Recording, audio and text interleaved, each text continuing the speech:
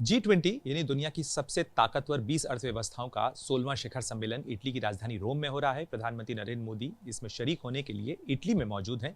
लेकिन इस शिखर सम्मेलन के हाशिए पर एक महत्वपूर्ण बैठक भी हुई, जो inter parliamentary alliance on China एक संगठन है जो कि चीन की जो दादागिरी है, चीन का जो रौब रुबाब है, उसके खिलाफ आवाज उठाने वाले सांसदों का समूह है। हमारे साथ बातचीत करने के लिए भारत में बीजू जनता दल के सांसद सुजीत कुमार हैं, जो इस समय रोम में मौजूद हैं और इसी बैठक में उन्होंने भी शिरकत की।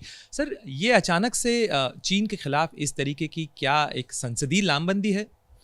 Good to see you in Rome, Pranay ji, and ABP के सारे दर्शकों को मेरा नमस्कार।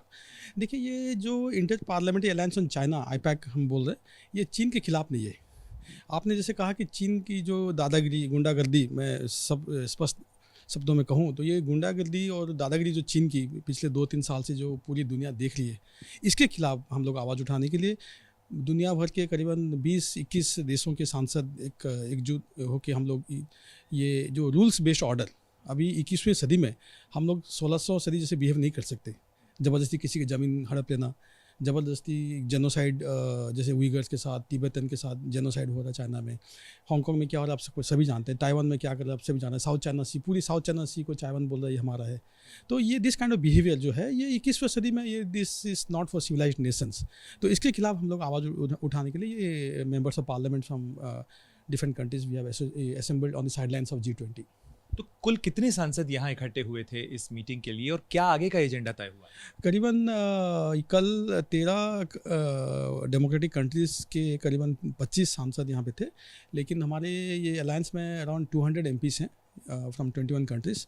और गर्व की बात है कि we have joined recently, India has joined only yesterday. और अभी हमारे भारत से हम लोग 4 जन हैं, 2 MPs हैं और 2 MLAs हैं।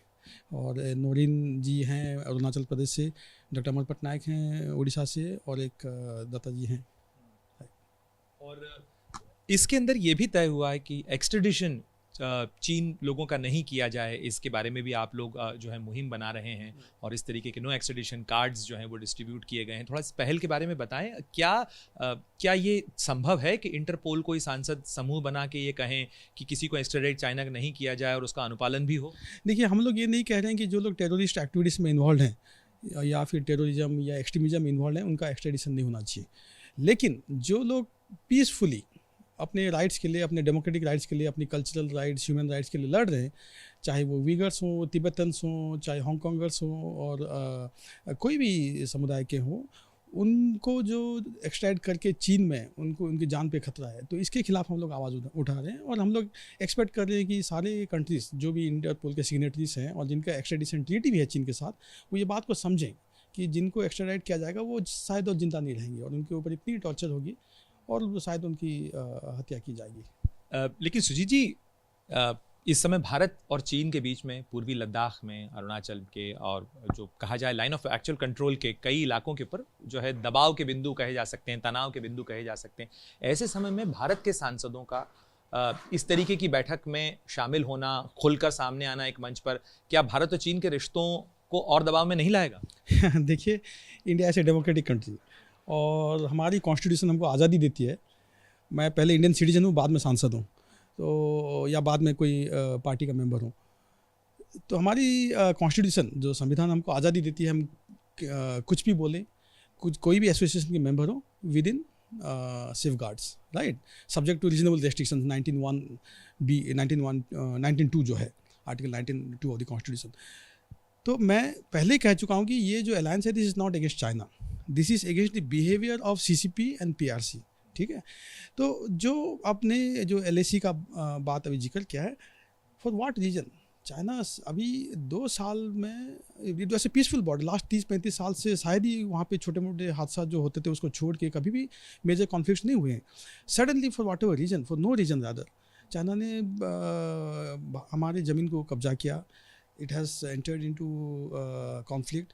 और जिस बुरी तरह से हमारे 20 शहीद जवानों को पिछले साल 20 जवानों को मारा गया, इट्स मतलब आज के ज़माने में ऐसा होता नहीं है, ऐसा होता नहीं है। तो ये मैं तो कहता हूँ कि ये जो हमारी पहल है, इसको this is non government initiative. तो I am not here as government of India representative. मैं यहाँ पे भारत सरकार का प्रतिनिधित्व नहीं कर रहा हूँ, ना ही मैं मिनिस्टर ऑफ एक्सटर्नल अफेयर्स या राज्यसभा का प्रतिनिधित्व कर रहा हूँ।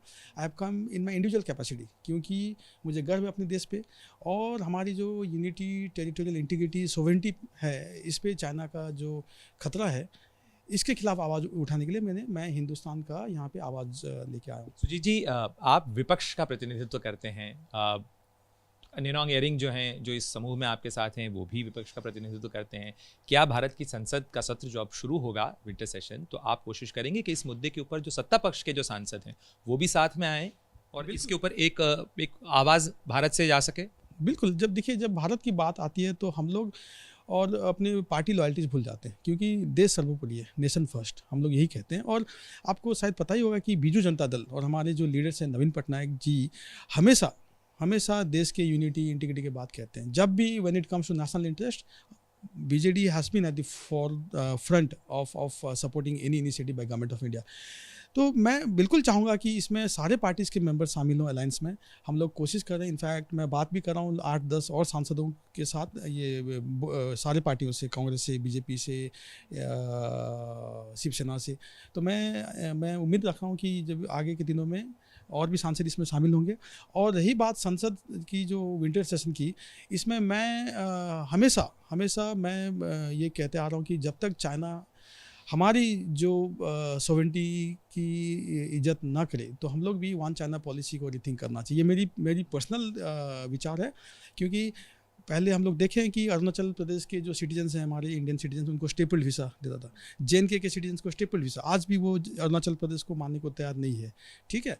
तो लद्दाख को मानने के लिए तैयार नहीं है, जबकि हम लोग for I don't know why we have given them a free pass, हम लोग बिल्कुल पूरा खुला छोड़ दिया है। तो ये सब संसद में इसका डिस्कशन होना चाहिए। मैं तो एक अनस्टार्ट क्वेश्चन भी किया था कि बीजू पटनायक जी को और हिज होलीनेस दलाई लामा जी को भारत रत्न मिलना चाहिए लेकिन वो आया नहीं वो क्वेश्चन। तो मैं अभी फिर संसद क्षेत्र में इसके बारे में करूँगा। मैं और भी इंडो और ताइवान के बीच में अच्छा और संबंध, पॉलिटिकल रिलेशंस और कैसे स्ट्रॉन्ग हो, इस पर भी मैं हमेशा संसद में बोल रहा हूँ, आगे भी बोलूँगा।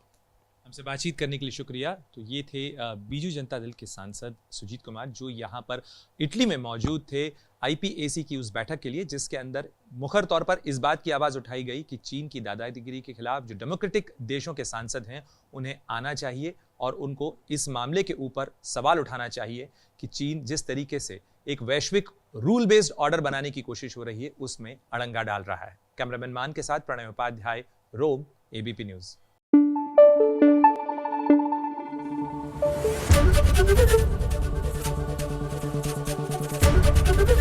ABP न्यूज आपको रखे आगे।